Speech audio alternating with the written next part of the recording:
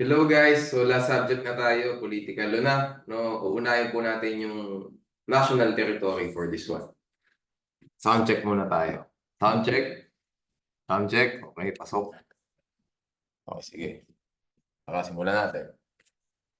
So, national territory, alam natin hati sa ito ngayon. No? So, malamang itatanong sa bar. Sige, so i-drawing natin yung Pilipinas. No? Hindi ako magaling mag-drawing, so kunwari Pilipinas talaga. Diba yan eh. Yan yung Pilipinas, tapos gano'n, yan, tapos ganyan, di ba? Ito yung Bicol region. Ayan, tapos Palawan. Pag foreigner ka, Palawan, hindi Palawan. Ayan, Palawan. Bisaya, no? Bisaya dito. Ayan, Visayas yan. Ito na, dito yung Leyte, Samar, yan. Ayan. Tutuloy pa tayo kung ng isla dyan. Tapos, ito na, Mindanao na, di ba? Mindanao. Ayan. Tapos meron dito ang tuldok, di ba? Hanggang Sulu, dulo. Tapos Indonesia na sa baba, doon sa taas, Taiwan nga. Okay. O ngayon, ito yung West Philippine Sea, ito Pacific Ocean. Okay, ito sa baba, Indonesia na nga agad, magkadugtong. Halos yung Indonesia sa Philippines. Kaya nga kung taga Mindanao tayo, mabilis lang yung, mas mabilis yung flight papuntang Indonesia kumpara sa Manila. Okay? Siyempre, dito yung Manila, di ba? Andyan. Okay. Anyway, simulan natin, no? So, syempre, drawing tayo ng baseline. How do we draw the baseline? Straight baseline method as opposed to normal baseline. Kasi pag sinabi mong normal baseline, ihuhubog mo lang talaga na gano'n. Ayan, no? Yan ay normal baseline. Yan. Ganon ang normal baseline. Basically, drawing mo lang yung lupa ng Pilipinas. Anything outside of that, hindi na po territory ng Pilipinas. Pero straight baseline method nga tayo. So how do we draw the straight baseline method? We connect the outermost points of the outermost islands. So, outermost point ito, connect mo doon. Next, connect mo doon. Tapos connect mo doon. Doon. Ganyan. Ganyan ang outermost point, di ba? Ayan. Ayan. Something like that, no? Ayan. Ayan. Yun ang outermost point of the outermost islands. O ngayon, by the way, bago tayo dumiretso, asan ba yung Scarborough Shoal at saka Kalayaan Group of Islands? Nasa labas po sila ng baseline. Summer sila andito. Andyan, basically, nandyan sila. Okay? Yung Kalayaan Group of Islands at saka yung Scarborough Shoal. Andyan po, no? Hindi po sila nakalagay sa... Bakit po sila hindi inilagay ng Pilipinas? Okay, wala ako. Sa loob ng baseline. Ano po ang dahilan nito, no? By the way, ang nag-ano po, no? Yung po palang, ano tawag dito? Yung po palang principles na to, UNCLOS 3 ang UNCLOS 3 po yung principles. Pero yung mismong pagdodraw ng baseline sa Philippines, Congress po ang gumawa. Titingnan ko lang kung ano yung specific RA number.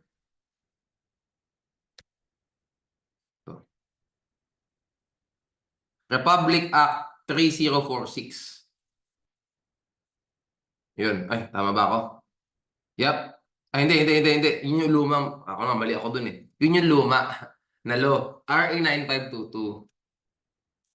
Okay. Tama. RA 9522. No? RA 9522, effective noong 2009. Okay? So, Congress po ang nag-draw talaga ng baseline natin, yung mga coordinates and everything, Congress po ang gumawa niyan. Yung principles, general principles, yun yung nasa UNCLOS 3.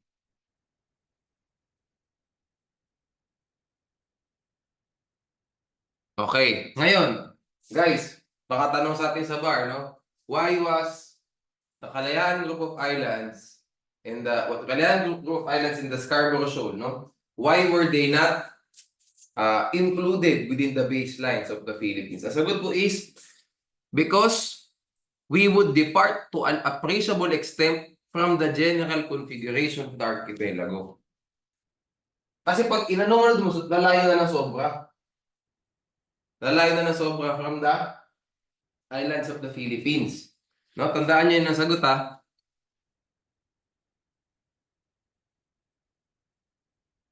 Had Congress in RA 9522 enclosed the KIG and the Scarborough Shoal as part of the Philippine archipelago, adverse legal effects would have ensued. First, no, the Philippines would commit a breach of two provisions of the UNCLOS 3.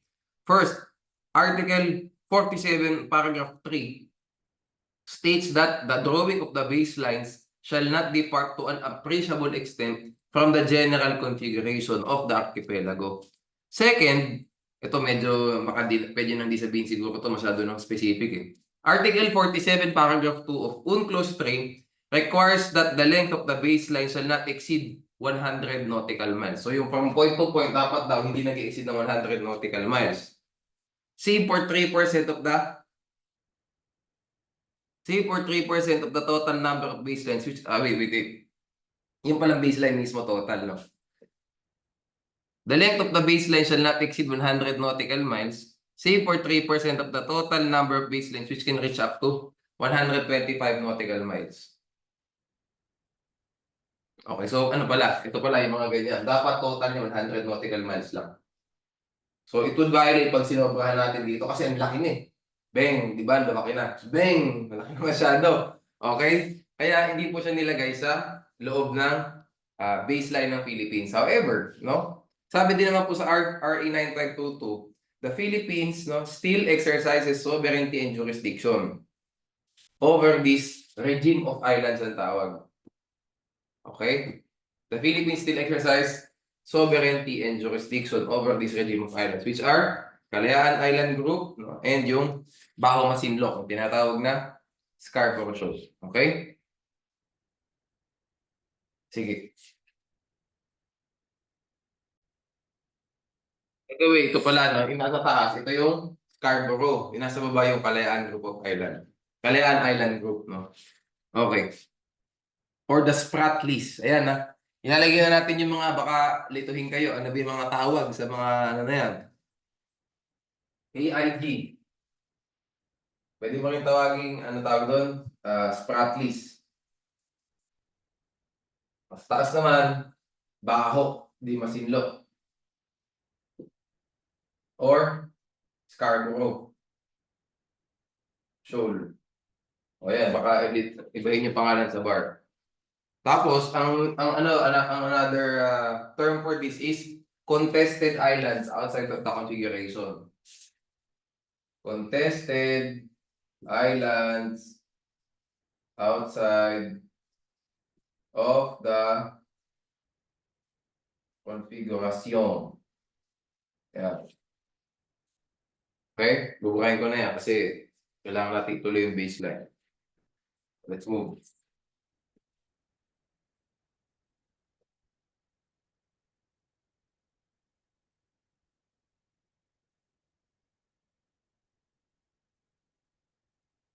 Okay.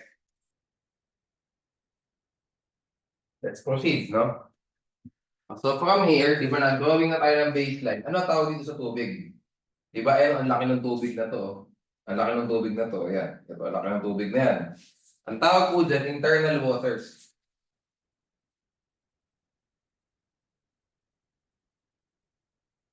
Another word is archipelagic waters.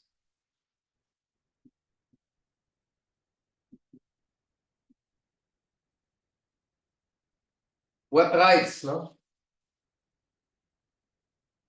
Shall the Philippines have, no, within the internal waters of the Philippines or the archipelagic waters of the Philippines? Meron silang sovereignty din. Meron tayo. May sovereignty and jurisdiction din, no? So what does that mean, no? This is a territory of the Philippines, no? Whatever rights we have sa lupa natin, we also have the same rights dito sa internal waters. It is as if, ano yan, it is as if lupa din siya. So kung ano yung right sa Mindanao, hindi na right dito sa internal waters. Bakit po ba ganyan? No? Ba't ganyan ang ibinigay sa archipelago? Kumpara dun sa mga hindi mga archipelago na bansa, like sabihin natin, Italy, Hindi naman sila archipelago, no? Ano pa ba mga archipelago? Example, France, mga ganyan. No? Bakit hindi po binigay sa kanila? Kasi kung mapapansin niyo ang theory kasi, probably baka lumubog yung lupa natin before. Di ba yan yung Pilipinas? Di ba ano tayo, parang basag-basag na perlas, di ba? Perlas ng silangan nga, no? Ang theory din is baka dati, no? Theory lang, no? Theory lang din naman. Baka dati lupa talaga lahat yan. Okay?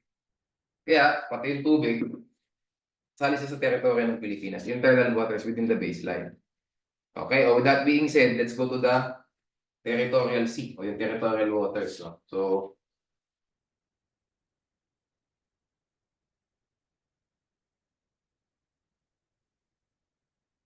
ayan, 12 nautical miles yun.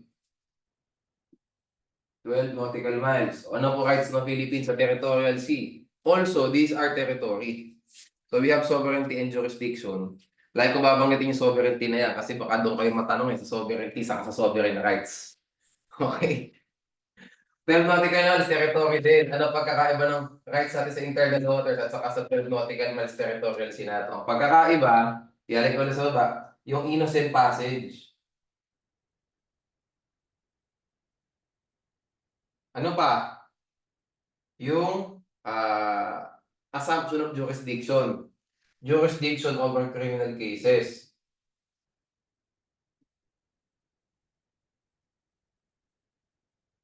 Why? Di ba nga sa territorial sea, dyan gagana yung French rule at saka English rule. Diyan, hindi naman sa internal waters, guys, kahit anong bansa pa yan. Except government ship. Kasi pag government ship, hindi talaga natin jurisdiction yon. Sabihin natin foreign merchant vessel, Netherlands, no? Dutch vessel siya na commercial, no? Nangyari yung sabihin natin suntukan lang suntukan lang. Nangyari dito sa loob. Does the Philippines have jurisdiction over the case? The answer is yes. Kasi sa internal waters niya ginawa. The French rule, the English rule will not apply within this. Kaya pag binanggit sa bar, Port of Manila, Port of Cebu, Manila Bay, Laguna Divide, pag mga ganyan ang dialogue, wala kayong French rule o English rule na sasabihin, automatic, we have jurisdiction over that case. Okay? O ngayon, pag sa, well, dito sa territorial sea naganap, yung suntukan, ngayon, we will apply the French rule, English rule. The UNCLOS 3 follows the French rule. Okay, so ano ba ang French rule? Di ba general rule? We do not, the coastal state, the Philippines will not assume jurisdiction over the criminal case. Unless, di ba, it affects the peace and order of the state and so on and so forth. Okay? So pag English rule naman, general rule is we assume jurisdiction unless parang the dispute is internal in nature, something like that. Anyway, ako, French rule lang susundin ko kasi yun nakalagay sa UNCLOS eh. Pero pinakamaganda sa inyo, sabihin nyo na lang pareho. Para alam ng bar examiner na alam nyo pareho. Pero matatanong naman kayo dito sa criminal law naman eh. Hindi naman sa political law. So, tandaan nyo yan ha. Saka isa, may important is yung right of innocent passage. Pag sinabi mo kasi innocent passage, di ba? All ships, no, can pass through the territorial sea, no? Even without any permits. Even without any permits. Kasi pag pumasok ka dito, dapat may permit ka ng Pilipinas pag pumasok ka sa internal waters. Hindi pwede papasok ka lang just because gusto mo. Sa innocent passage, okay yun. Pati nga nuclear, pwede. No? Pati, tawag dito, pati yung submarine, yung mga, di ba pag submarine, ano yan eh, warfare, di ba? Ang submarine pwede rin pong dumaan, basta aangat sila, no? They will float, no? They will float upon passage dito sa 12 nautical miles territorial sea and they will show their flag. Okay, next tayo, contiguous zone. Naubusan na ako ng space. So, ayan. Natin 24 nautical miles from the baseline naman to. 24. From the baseline. Lagi tayo from the baseline. Yung iba kasi ginagawa, kino-compute from the territorial sea, malilito kayo dyan. Malilito kayo dyan. Basta laging baseline. Tapos ilagay nyo lang yung number. 24 from the baseline. 12 from the baseline. Later on, 200 from the baseline. Ilalagay ko na natin.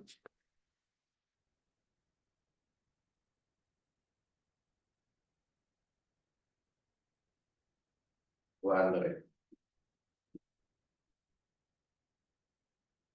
But contiguous zone, we do not have sovereignty. We do not have jurisdiction over the contiguous zone. We only have the right to enforce these laws. Ano yun? Sanitary, fiscal, custom, immigration. Tama ba ako? Immigration, fiscal, custom, saka sanitary. Normally sa sanitary po yan pag nagkaroon ng oil spill.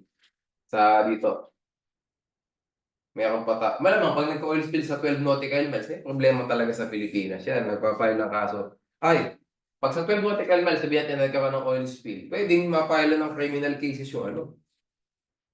Di ba? Yung, dito. Yung mga nag-oil spill. Kasi nga teritoryo ng Pilipinas yun. Eto. And syempre, it affects the order of the Philippines. Obviously. Di ba? Kahit differential mo, obviously, maapektuhan yan yung ano ng Pilipinas, yung order ng Pilipinas. At, wait lang, nakalikot tiya. Ikit sa mukha ko yun. At oil spill yan na ano yung tubig natin di ba? Okay. Ngayon, excuse me, sa 200 nautical miles naman tayo, no, likely dyan kayo matatanong kasi yun yung issue ngayon, no. So tandaan nyo, pag sinabing exclusive economic zone, actually hindi siya exclusive.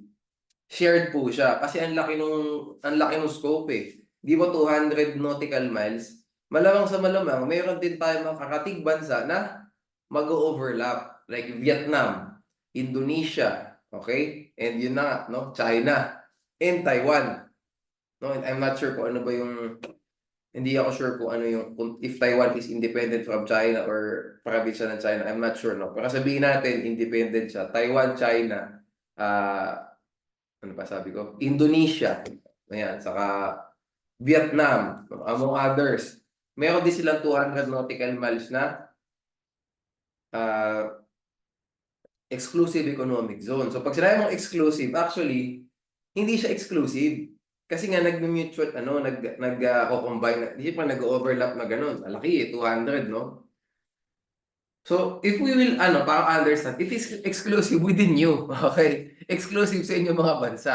Kasi magkakaroon ng overlap. Halimbawa, meron din yung wait lang, i-draw ko yung globe. Di ba Indonesia nasa baba? Tapos Thailand, mga ganon. Wait lang.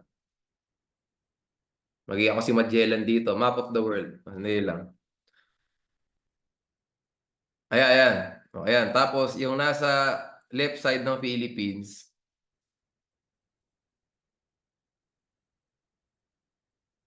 I'm sorry.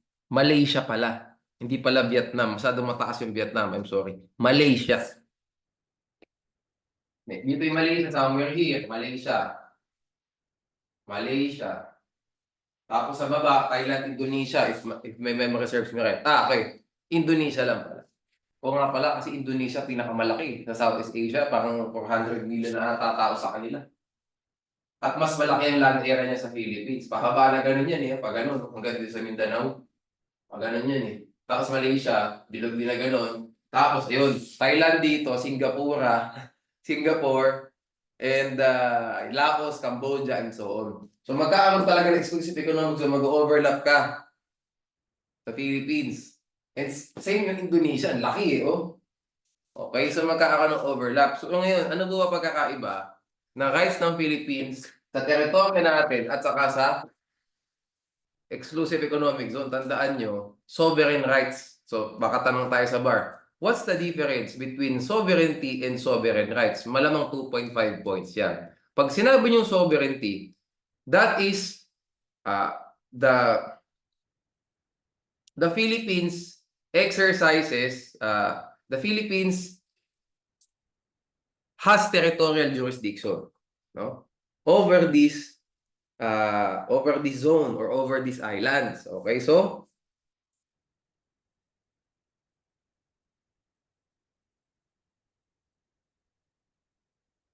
dito. Sabihin natin, pinag-iba na lang ito. The differentiate the rights between the territorial sea and the exclusive economic zone. So, territorial sea, we exercise sovereignty and jurisdiction. Since we exercise jurisdiction and sovereignty over this sea, over these waters, no, this shall be considered as part of territory of the Philippines. Okay? It is owned by the Philippines. So pala i-point out, no? On the other hand, for sovereign rights, no, on the other hand, within the exclusive economic zone, the Philippines has sovereign rights over this zone. No? Ilagay nyo rin na exclusive economic zone overlaps. Okay. Exclusive economic zone may overlap with other states with their own exclusive economic zones. Okay. So further, exclusive economic zones, in exclusive economic zone, the Philippines only has sovereign rights, no? What does this mean? The Philippines do not own the zone. We do not exercise sovereignty, jurisdiction over this zone. This is not our territory. The Philippines, however, has the right to explore and exploit the natural resources within the within the exclusive economic zone. Yun ang kailangan makita sa inyo. Okay? Well, dito rin pala sa territorial waters, ilagay niyo na yung right of innocent passage at saka yung French rule kung gusto niyo humaba pa yung sagot para mas maganda. Pero ang gusto lang talagang tingnan ng ano dyan, ang gusto lang makita dyan talaga, yung difference. 12 nautical miles, meron tayong sovereignty and jurisdiction. Dito wala tayong sovereignty and jurisdiction. We only have sovereign rights, meaning right to explore and exploit the natural resources within the exclusive economic zone. O, attorney, paano naman doon sa Baho Masinloc? Di ba dito yung somewhere here at saka dito? By the way, lagay niya pala, in other words, no, exclusive economic zone is already the high seas. Something like that. O ngayon, yung Baho de Masinloc at saka yung Kalayaan Group of Islands, these are regime of islands, no, which the Philippines do not exercise, which the Philippines exercises jurisdiction, sovereignty and jurisdiction, no, as provided under RA 9522. Ngayon, I will just confirm, no, if my memory serves me right, no, sa regime of islands, meron silang sariling zones.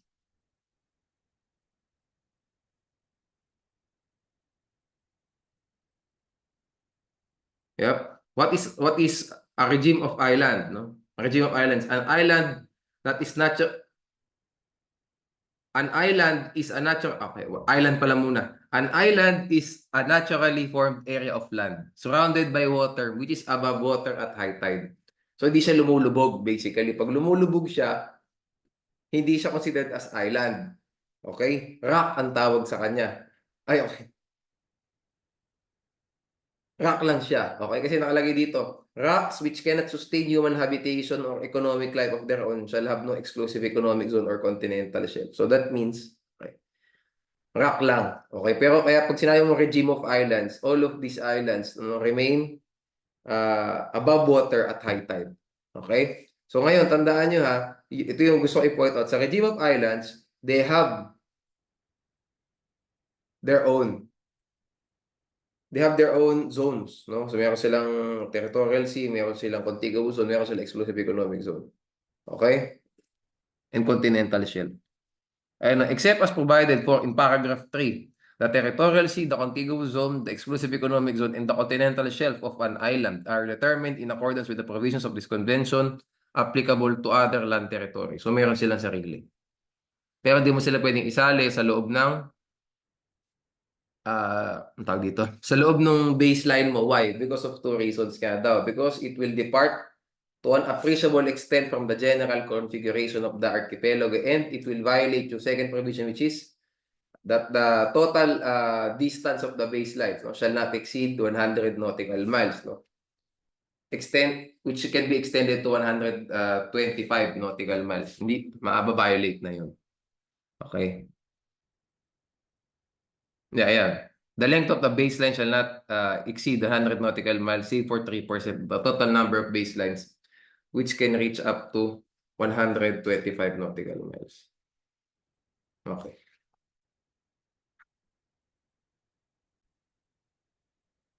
I'm, I'm sorry sa ano, no? Tama pala yung una kong sinabi dun sa pagdodraw ng baseline.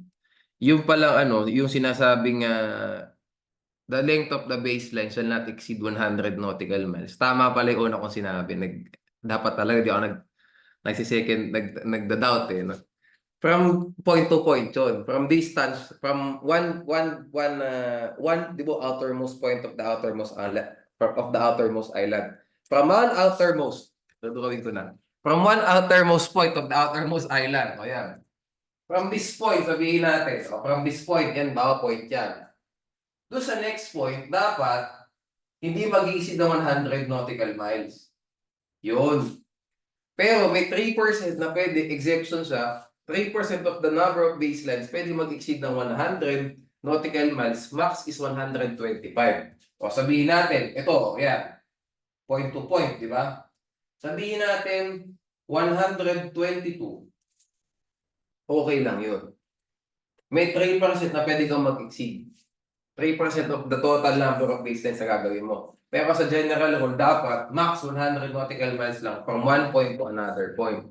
Ngayon kasi, pag itinalo natin, di ba, nandito yung Scarborough, dito yung Kalayaan Group of Islands. Kapag itinalo mo na gano'n, lalagpas na talaga.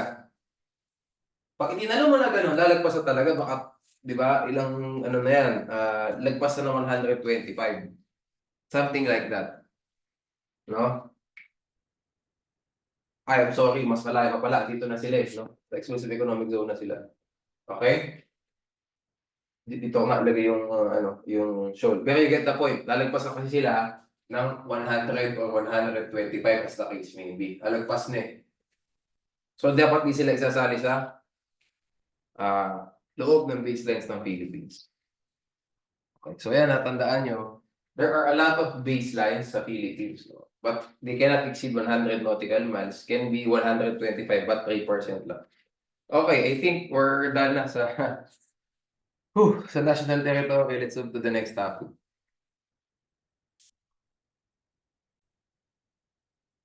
Okay guys, tuloy naman tayo sa amendment versus revision, no? Sa amendments and revision to the Constitution tayo. Okay, so ganito, no? Sa amendments, itakil natin yung mga yung mga possible na lumabas sa tanong, no? From the most basic to the mas complex na tanong. So unang tatanong sa atin is explain the difference between amendment versus revision. In order to solve, no, in order to say kung amendment or revision yan, we need to follow yung dalawa. Qualitative test and quantitative.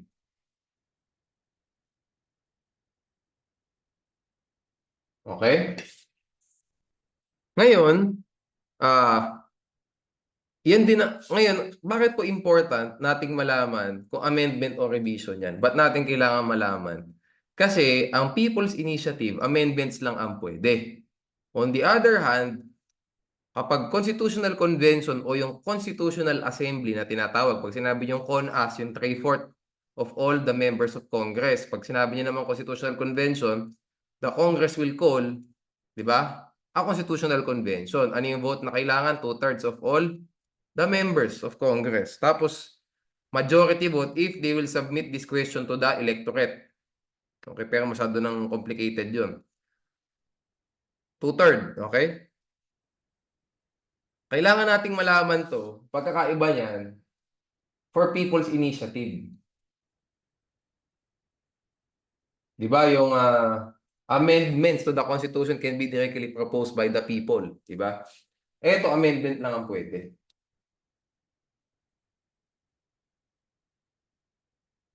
If revision, the initiative will be dismissed.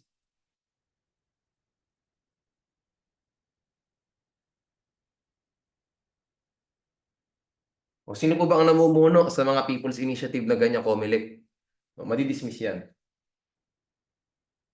No? Amendment only. Revision, initiative will be dismissed. So, kailan po pwedeng mag-A or R? No? Con, Saka CONAS. Okay? So ngayon dito tayo sa qualitative test at saka quantitative test. Pag sinabi yung quantitative, edi numerous provisions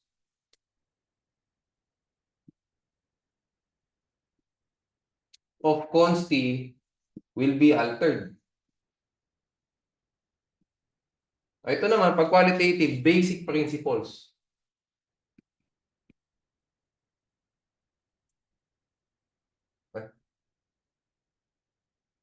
of consti will be altered. Yun ang key phrases dyan, basic principles at saka numerous provisions. Okay? So sabihin natin, yung yung proposed na yung proposed na gagawing pagbabago daw sa foreign ownership, yung economic provisions na tinatawag. Ano ba ang mga notable economic provisions niyan? Unang-una, 'di ba, aliens cannot own land.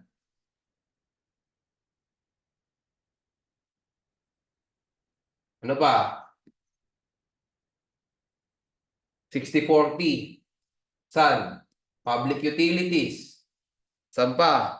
Exploration of natural resources.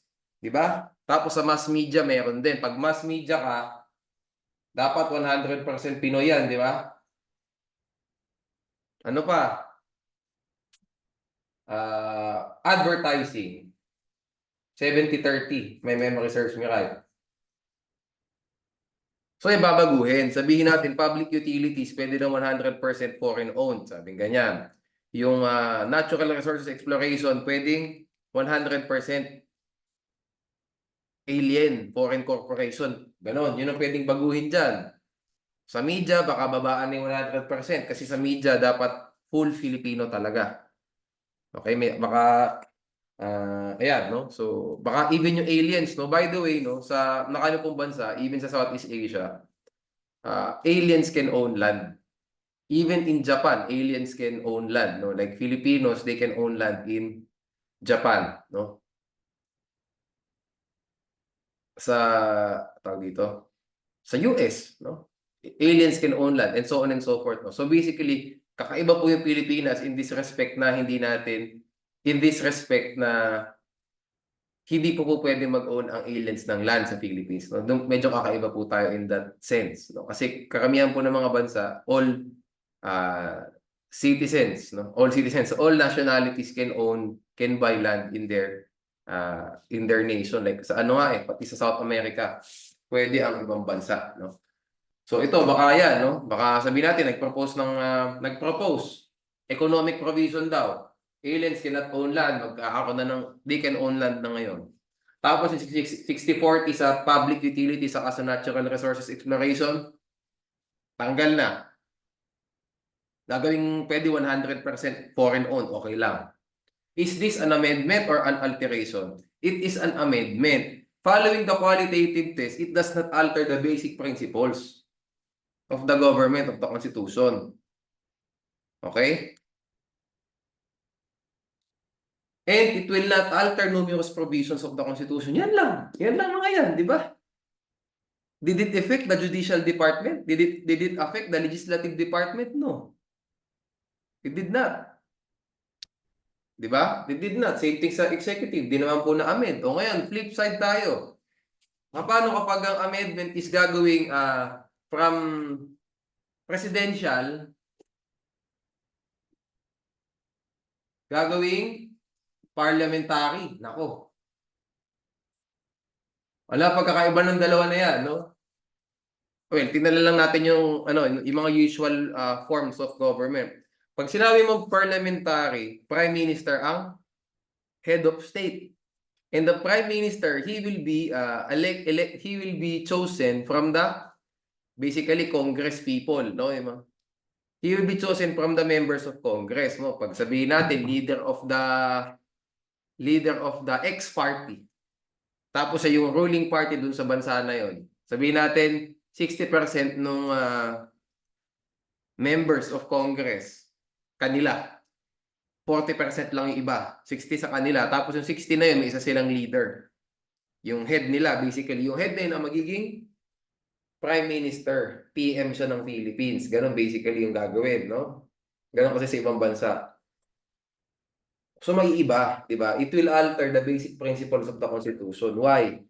Because now the executive department, which is headed by the Prime Minister, will also be part of the legislative department kasi kukunin mo siya doon sa Congress eh. Kaya kung makikita nyo no, if you're interested in news, nagsasalita normally Prime Minister sa parang chamber ng Congress. Bakit ganun? Hindi ba executive department ka? Kasi nga, part siya ng parehong departamento. Okay? So, ma-alter yung basic principles. And syempre, yung election. Di ba? Mababago. Di ba? Kasi, ang nakalagay sa atin, the president will be elected, di ba?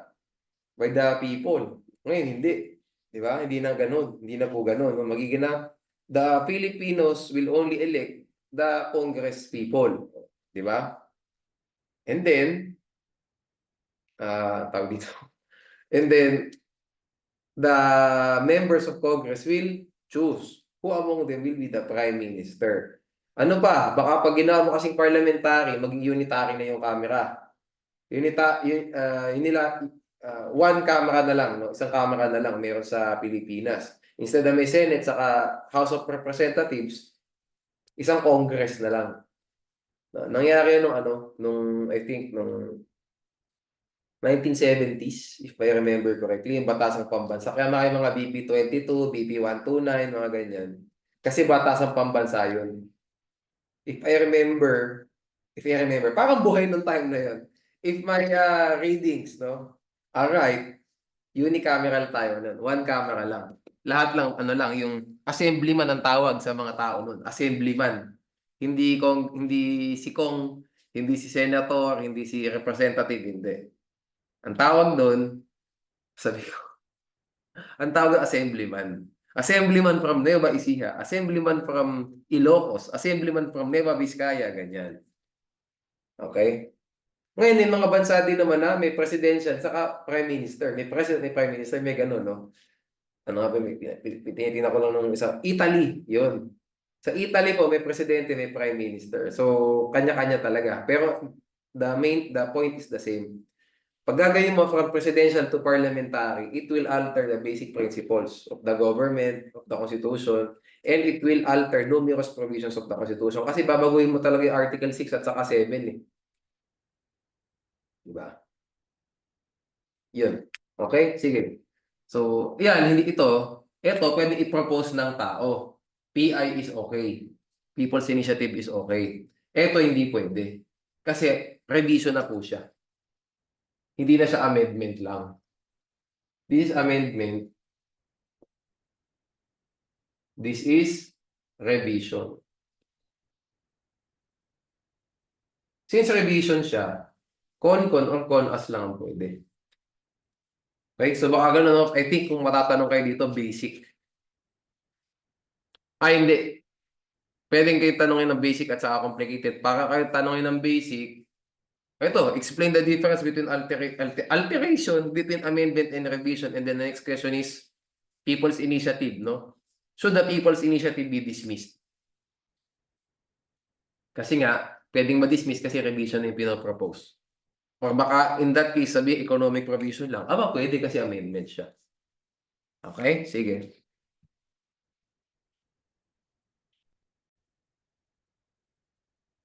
Okay guys, move naman tayo sa custodial investigation, no? So, buburahin ko lang.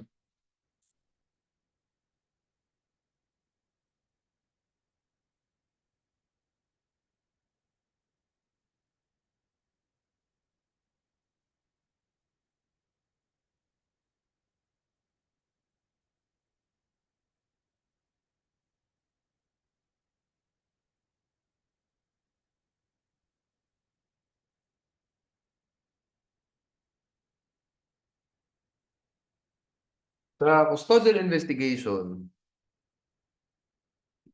marami pong pwedeng pagkunan ng tanong.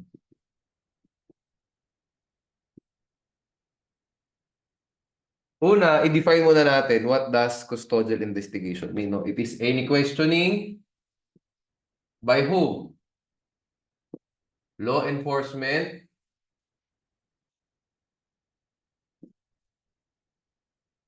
authorities. Oh, authorities. Oh. After a person taken into custody or deprived of liberty, freedom in some significant way.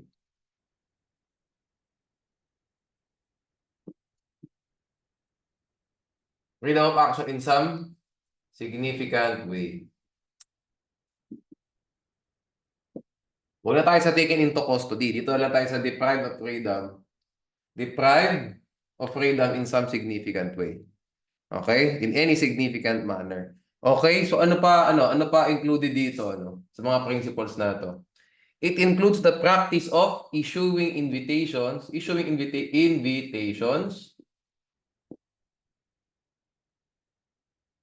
to a person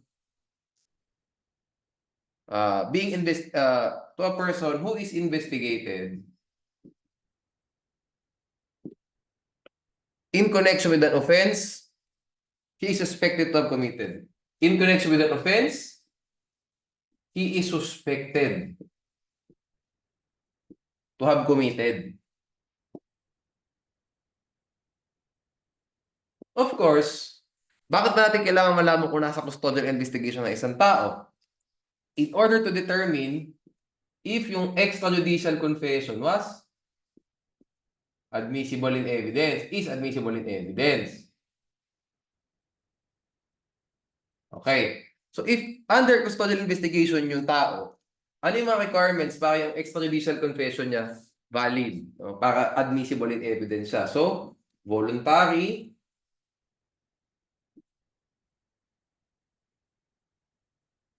assistance, or presence of competent and independent counsel. Confident, naging confident. Competent and independent, okay? Competent and independent counsel. Ano pa? In writing, malamang. It must be expressed. It must be in writing. Ngayon, wag na natin i-tackle yung how can there be a valid waiver netong assistance. Ito kasi binibig dyan yung presence o yung assistance ng counsel. Wag na natin i-factor in, alam nyo kung bakit. Kasi para magkaroon ng valid waiver, kailangan nyo rin ng counsel. So how does that, di ba? Parang hindi siya magiging applicable in real life kasi kung wala ka ng abogado, parang mag-execute ng extrajudicial confession, paano ka mag-execute ng valid waiver? Di wala kang abogado in the first place. Di ba? So kung hindi ka if you cannot make a valid extrajudicial confession, likely hindi ka rin makakagawa ng valid waiver. Okay. So ayan, ito po yung mga possible na legal basis na pwedeng lumabas para sa atin. Di ba mayroon dyan yung the rules on custodial investigation begins to operate as soon as the investigation ceases to be a general inquiry into an unsolved crime and begins to focus on a particular suspect. Di ba? Okay, so ganito. Una, itatakal ko na itong invitations na ito kasi baka makalimutan ko pa. Ano po ang pagkakaiba pag in-invite ang tao para sa police lineup at in-invite ang tao na custodial investigation na? Ito pong salitang suspected. Okay, kaya hindi ko na nilagay yung another, ito yung when does custodial investigation begin? Di ba nakalagay dyan? Kaya ko sa taas kasi extra info lang. O when does it begin?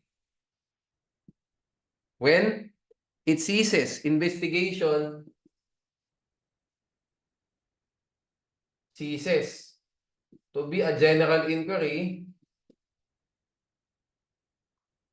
into an unsolved crime and begins to focus on a particular suspect.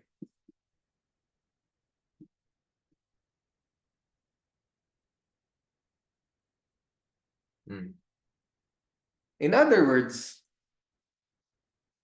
yun yung important na word, suspected. So if you were invited by the police officers to go to the police station, titingnan natin ba't ka ba in-invite? Para lang ba sa police line-up or para lang magtanong sa'yo? Or suspected ka na for committing an offense? Kasi ganito, pwede naman inimbita ka Kasi gusto lang nilang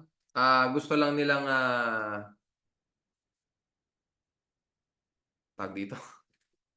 Ayan. Pwede ka naman nilang inimbita kasi gusto lang nilang ano, malaman yung detalye ng crime. Pwede naman. O pwede ka naman inimbita for a police lineup. Di ba? Or pwede ka naman inimbita kasi duda na sila sa'yo. Na ikaw yung suspect. Suspect pa, hindi pa po sinabing accused. Suspect pa lang. Pag ikaw na pinagsuspetsyahan pumatay, ikaw na pinagsuspetsyahan nagnakaw, custodial investigation na yun. Pero pag inimbita ka, no, pwede mo bang maimbita kayo sa police station? May tatanungin lang kami about sa mga nangyari nung krimen, nung nangyari yung krimen. Pag ganun lang ang dialogue, it's just a general inquiry. Diba? As to the crime, commission of the crime, it is the police did not focus on a particular suspect. So actually, pala, upon reconsideration, kung ako sa inyo, idagdag nyo na rin. Okay? So, kaya lang kasi mahihirapan kayo, sinasabi ko sa inyo. So, how do we construct, how do we build a complete legal basis for custodial investigation? Una, sabihin nyo, case law dictates that there is custodial investigation when there is a questioning by a law enforcement officer, no? After the person has been taken into custody or deprived of his freedom of action in some significant manner. No? Further, custodial investigation begins when the investigation ceases to be a general inquiry as to the commission of an offense. Okay? As to an unsolved crime. And begins to focus on a particular suspect. Lastly, custodial investigation includes the practice of issuing investigations, no, to a person who is being investigated for in connection with an offense which he is suspected to have committed but committed an offense. Includes the issuance, no, of an invitation, yeah, to a person who is investigated in connection with an offense which he is suspected to have committed. So tatlo, 1, 2, 3. Okay? 1, 2, 3. Okay? And lastly, ito number 4. In order for an extrajudicial confession, no, executed by a person under custodial investigation. Okay, mali. In order for an extrajudicial confession, no? In order for an extrajudicial confession by a person under custodial investigation to be admissible, the following requisites must concur. It must be voluntary. It must be assisted by the person must be assisted by a competent and independent counsel. It must be expressed, and lastly, it must be in writing. Ganon ang style. So, 4. Kaya nyo ba? Okay, anyway, itakil muna natin yung mga possible angles na matatanong sa inyo. Unang-una, sabi diyan questioning. Okay. Sabihin natin nag-volunteer, magsalita yung tao, hindi naman siya tinatanong ng police o hindi naman nag-initiate ng kahit anong interaction yung police. Bigla siyang pumunta dun sa police station, kumanta siya bigla kasi nakonsensya siya. I think natakil natin, may ganyang question kahapon sa bar question sa criminal law, yung A, X, Y, and Z, tapos ni-rape yung wife, yung lalaki, tapos pinatay yung mag-asawa. Tapos later on yung mastermind, si A, parang days later, because of nakonsensya siya, pumunta sa police. Pumunta sa police, nag-surrender, voluntary surrender, nagpakulong na. Tanong, is that yung kanyang confession, is this admissible in evidence? Yes, kasi wala pa pong custodial investigation. Why? There was no questioning. He volunteered the information. Bang question yan. Di ba natakil natin kahapon sa criminal law? Ginawa ko lang political law ngayon. Next. The questioning must be made by a law enforcement officer. So if the questioning was made by the mayor, was made by an elected public official, was made by the media, no? Kasi, di ba, nagsalita sa media, ayun, na pressure, kumanta. habang ini-interview ng media. Hindi po sa custodial investigation kasi dito naman. Next, ito naman. Deprived of his freedom of action in some significant manner. Paano pag tinanong lang siya ng pulis kasi magkaibigan sila? Sabihin natin magkakilala sila, nasa isang party. Tinanong niya, pare, ano ka ba ngayon? Parang, ano tawag dito? Nagtatanong-tanong lang naman. No? Nagtatanong-tanong lang naman, pare, hi ka ba ngayon? Joke-joke lang. No? Biglang sinabi na, ano, pare, oo, naka-take ako ng blah, blah, blah. Admissible yun kasi he was not deprived of freedom of action in some significant way. Kahit may questioning nanggaling sa law enforcement authority. Yung police doon sa birthday party na yun, o wherever. Dahil sa pangatlo. Diba? Sabi ko sa inyo, napakaraming pagbubungahan ng tanong just from these principles. Nabanggit ko na rin sa invitations, di ba? Pag inimbita ka, una, inimbita ka lang to ask you questions, no? Para ma-enlighten yung police. Enlighten sa mga nangyari nung araw ng krimen, nung pagpatay. Okay. Pangalawa, police line up. Pag yung dalawa na yan, yung invitasyon na to, at biglang later on, biglang na-pressure yung tao, nagsalita. Ako po ang pumatay, biglang nag-volunteer na gano'n.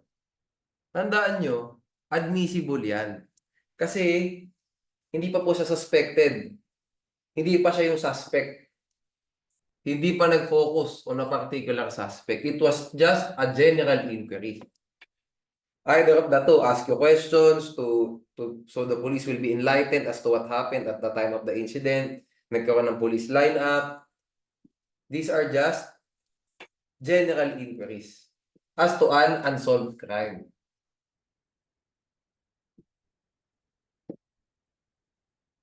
Pero pag suspected ka na, nung ilalagay naman sa facts yan eh, sa bar question ilalagay naman yan na pinagdududahan siya na.